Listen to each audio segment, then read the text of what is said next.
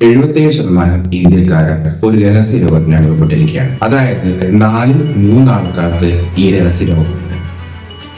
പ്രായത്തിന് ഹൃദയാഘാതം വരിക, രക്തസമ്മർദ്ദം കൂടുക, പ്രമേഹം വരിക എന്നിവയൊക്കെ തരുന്ന ഈ രോഗങ്ങളുടെ പേരാണ് സ്ട്രെസ്.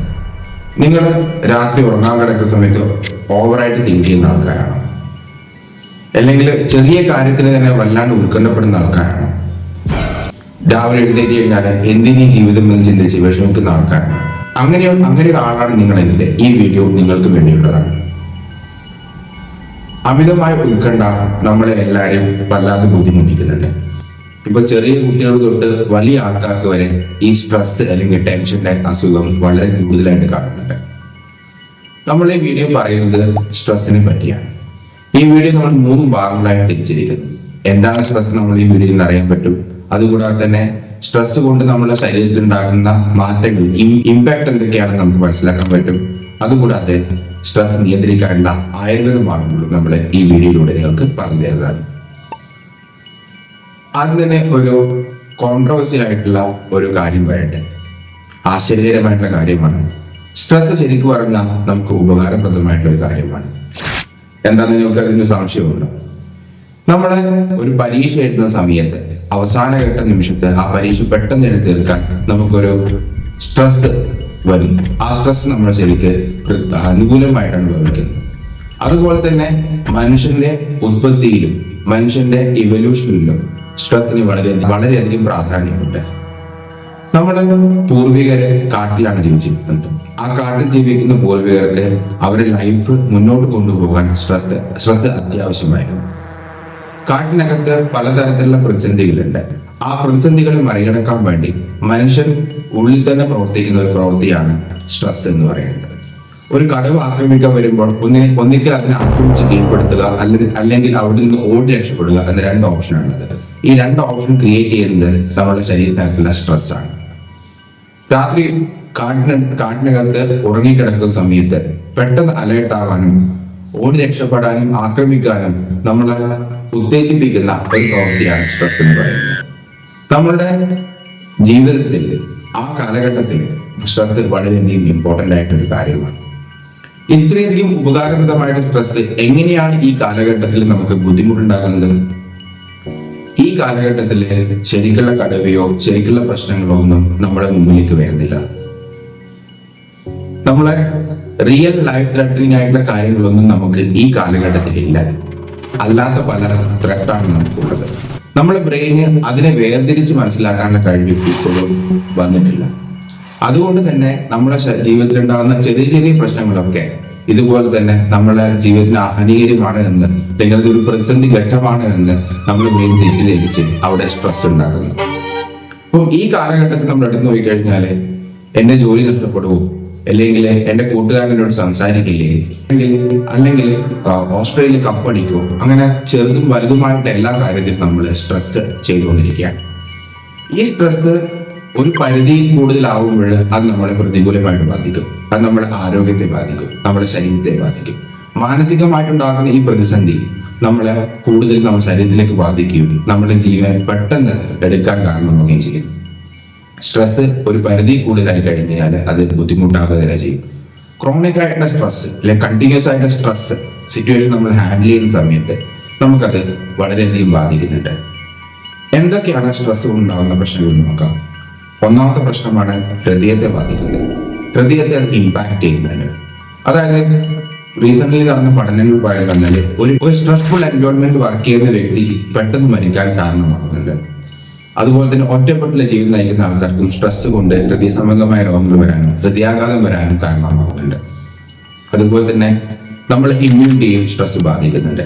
നമുക്ക് വളരെയധികം സ്ട്രെസ് ഉണ്ടെന്നുണ്ടെങ്കിൽ നമുക്ക് കൂടെ ഇൻഫെക്ഷനും അലർജിയും ഒക്കെ വരാനുള്ള ചാൻസ് കൂടുതലാണ്.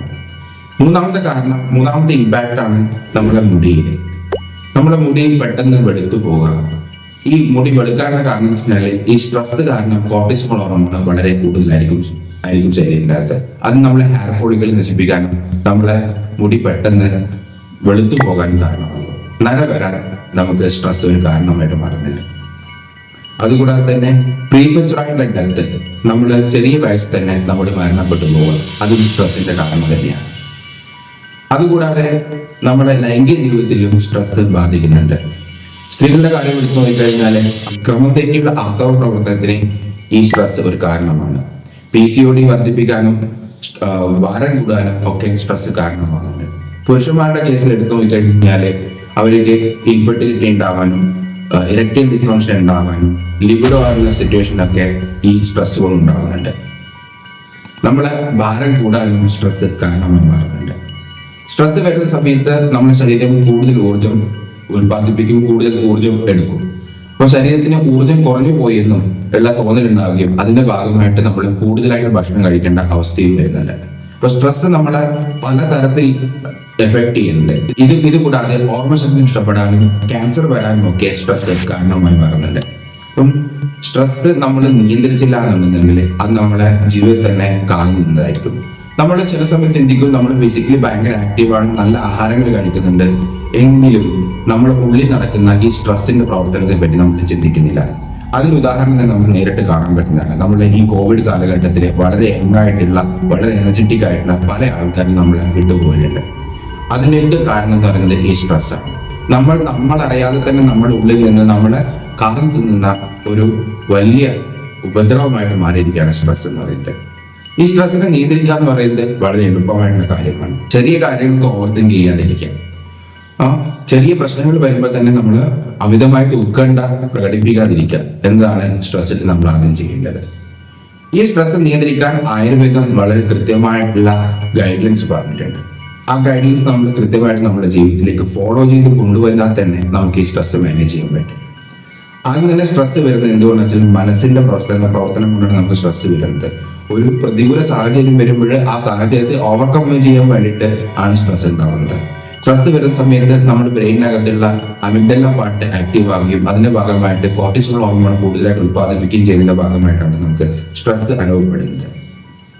ഇത് നിയന്ത്രിക്കാൻ വേണ്ടി ആയുർവേദം പറയുന്ന ഏറ്റവും എളുപ്പമായിട്ടുള്ള വഴിയാണ് ധ്യാനം എന്ന് പറയുന്നത്, മെഡിറ്റേഷൻ ചെയ്യുക എന്ന് പറയുന്നത്. നമുക്ക് സ്ട്രെസ് വരുന്ന സമയത്ത് നമ്മൾ കണ്ണടച്ച് ദീർഘമായി ശ്വാസം എടുത്ത് നമ്മുടെ മനസ്സിനെ ശാന്തമാക്കാൻ ശ്രമിക്കുക. നമ്മുടെ മനസ്സിനോട് തന്നെ സംസാരിക്കുന്ന സമയത്ത് നമ്മുടെ സബ് കോൺഷ്യസ് മൈൻഡ് നമ്മുടെ സ്ട്രെസ് കുറക്കാൻ വേണ്ടി ഹെൽപ്പ് ചെയ്യും. എപ്പോഴും നെഗറ്റീവായിട്ടുള്ള ചിന്താഗതികൾ ഉണ്ടെങ്കിൽ അത് മാറ്റി നിർത്തി കോൺസെൻട്രേറ്റ് ചെയ്ത് നമ്മൾ പോസിറ്റീവായിട്ടുള്ള തോട്ടിലേക്ക് നമ്മൾ കോൺസെൻട്രേറ്റ് ചെയ്ത് മുന്നോട്ട് പോവുക. രണ്ടാമത്തെ വഴിയാണ് പ്രാണായാമം ചെയ്യുക എന്ന് പറയുന്നത്.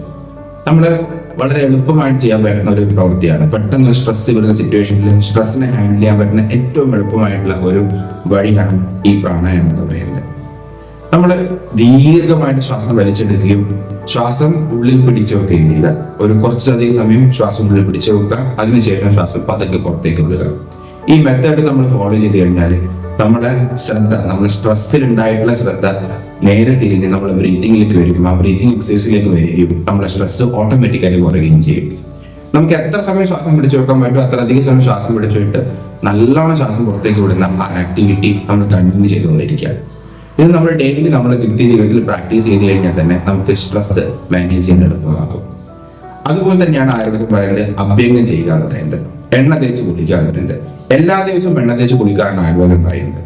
നമ്മൾ എണ്ണ തേച്ച് കുളിക്കുന്ന സമയത്ത്, എണ്ണ തേച്ച് നമ്മൾ മസാജ് ചെയ്യുന്ന സമയത്ത് ഒരാൾ നമ്മൾ കെട്ടിപ്പിടിക്കുമ്പോൾ നമുക്ക് എത്ര ഹാപ്പി ഹോർമോൺസ് നമ്മുടെ ശരീരത്തിൽ പ്രൊഡ്യൂസ് ചെയ്യും അത്രയധികം ഹാപ്പി ഹോർമോൺസ് നമുക്ക് എണ്ണ തേച്ച് കുളിക്കുന്ന സമയത്തും നമ്മുടെ ശരീരത്തിൽ പ്രൊഡ്യൂസ് ചെയ്യുന്നുണ്ട്. എണ്ണ തേക്കുന്ന സമയത്ത് നമ്മുടെ എൻഡോക്രൈൻ സിസ്റ്റവും നമ്മുടെ നെർവസ് സിസ്റ്റവും ഒരുപോലെ സ്റ്റിമുലേറ്റ് ആവുകയാണ്. അതുകൂടെ തന്നെ നമ്മുടെ ശരീരത്തിലെ ഹാപ്പി ഹോർമോൺസ് കൂടുതലായിട്ട് പ്രൊഡ്യൂസ് ചെയ്യുകയും നമ്മളെ ഹാപ്പി ആയിട്ട് നിർത്താൻ ശ്രമിക്കുകയും ചെയ്യും. കോർട്ടിസോൾ ഹോർമോണിന്റെ അളവ് കുറക്കാൻ സഹായിക്കുകയും ചെയ്യുന്നുണ്ട്.